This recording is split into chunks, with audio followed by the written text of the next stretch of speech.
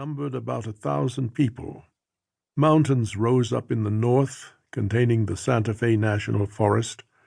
On the east and west were red and blue mesas, and to the south the land opened upon a wide sandy plain. The pueblo lay at an elevation of 6,000 feet.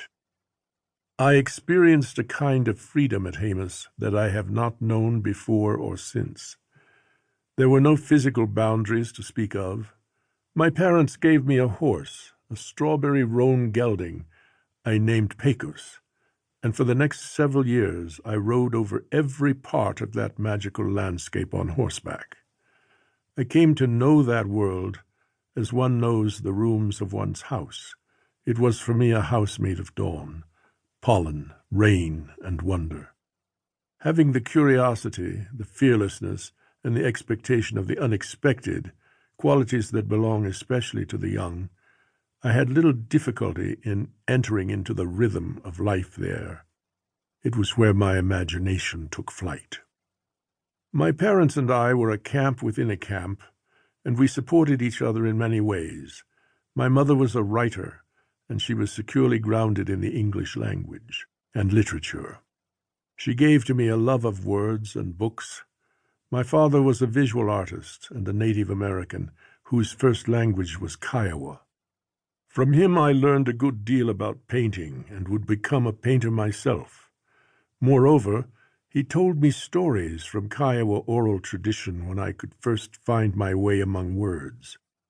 Later, my interest in and knowledge of the oral tradition would shape my work as a writer and a professor of literature. From both my parents I received the gift of inspiration. The years immediately following World War II were critical at Jemez and in the Indian world generally. A generation of young men and women were taken from their traditional world and placed in an alien world at war. There was profound psychic displacement for them, and many were wounded by the experience. Abel was one of these. The first time we see him, at the very beginning of the novel, he is a man disabled by his experience of warfare and disorientation. Throughout, he is partially and importantly defined by post-traumatic stress. I knew several men at Jemez who suffered from this condition. They struggled to re-enter the world in which they were born and raised, and from which they had been suddenly severed. And this was a struggle waged across Indian country at large.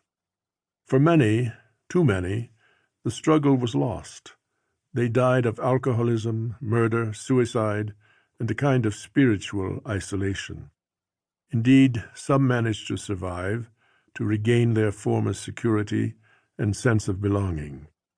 There is, of course, a story in this, and I was given the opportunity to tell it. During their tenure as teachers at Jemez Pueblo, my parents bought a house at Jemez Springs, a village several miles north of the Pueblo. It is a spectacular canyon place, with multicolored cliffs rising hundreds of feet high on either side, and a sparkling river running through it. That house, a large stone and adobe structure built in 1870, is the Benavides house of my novel, and it was there that I began the writing of House Made of Dawn. At first, I wrote merely as an exercise, not daring to imagine that my early efforts would result in a novel. I had begun my studies at the University of New Mexico, and I wanted to become a poet. I put the budding novel aside and immersed myself in the work of such poets as Dylan Thomas, Hart Crane, Wallace Stevens, and Emily Dickinson. I entered poetry writing contests with fair success and was encouraged. I published my first poem and announced to all who would listen that I was a professional writer. A year after my graduation, I was awarded a Stegner Creative Writing Fellowship in Poetry at Stanford University. In my 4 years as a graduate student at Stanford, I studied under the distinguished poet and critic Ivor Winters, who gave me excellent guidance and inspiration. In 1963, I graduated from Stanford with a Ph.D. in English and American Literature. I joined the faculty of the University of California, Santa Barbara, as an assistant professor in the